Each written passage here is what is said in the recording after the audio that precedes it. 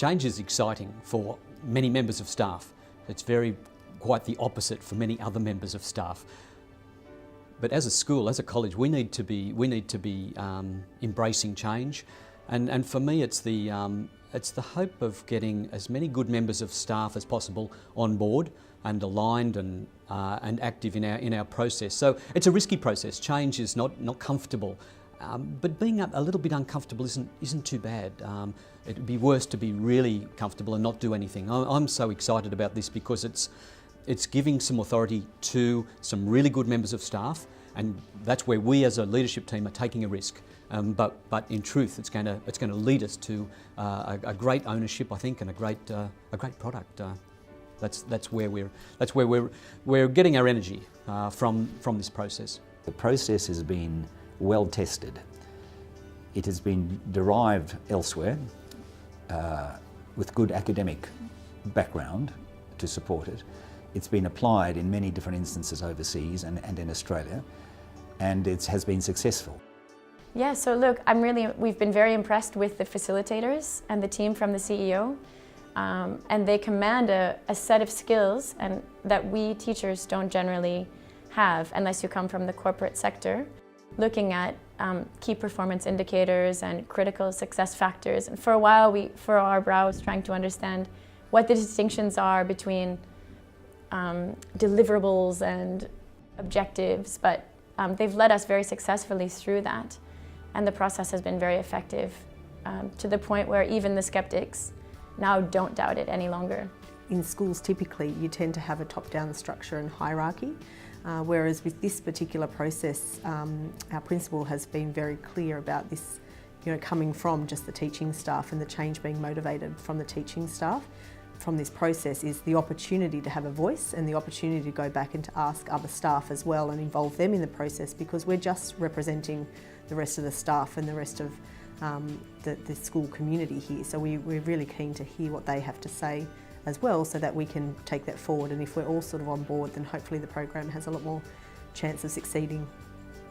I feel great about it. I definitely feel like I've grown as a teacher by going through the process, and learned a lot about the pragmatics of empowering everyone, not only the young enthusiastic teachers who are already putting their hands up for jobs, but how to engage those staff members in particular who may have come to a place where they feel like, I know what to do and I'm not really willing to move with the times, let's say.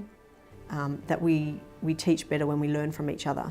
So we really need to have, we can go out and do all the courses that you want, but ultimately we're going to learn from the staff that are experiencing the same issues and same difficulties as us on a daily basis. So being able to do that within a school environment with the other staff that are experiencing the same issues, that is what we need to focus on to actually develop these learning communities, and we can learn far more effectively from each other than we can from attending a course where we come back and nobody else benefits from that course, or what we've learned is forgotten very quickly because we come back into the reality of our world. Whereas if we're immersed in this and we learn from each other in our own environment, I think that's first and foremost the key to success.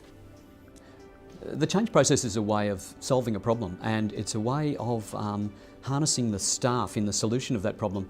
I don't think there's a lot of risk in this process. I think it's a very strong process, and so much of what we do in trying to work with change needs good process. This is good process, it's intense, it's well thought through, and it can be used to solve a lot of good problems. I would readily use it again on a different problem. It's like whitewater rafting.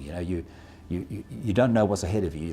You put yourself into this boat, and you travel down this unknown river with unknown rapids in front of you. You don't quite know where it's all going to go and whether you're going to survive or not, but you're pretty confident that you will, and you know that at the end you're going to have this great rush of endorphins saying how great it was and you've reached this lovely placid place where everyone's happy again. And I think it's a bit like that. It's that the process is strong. The river is fast and the current is strong, but at the same time you're confident of getting through it. And I think that the message that I would put across is is trust it, is just jump in the river and allow it to take you, be open to change, be open to contributing to it without doubting where you'll end up at the end.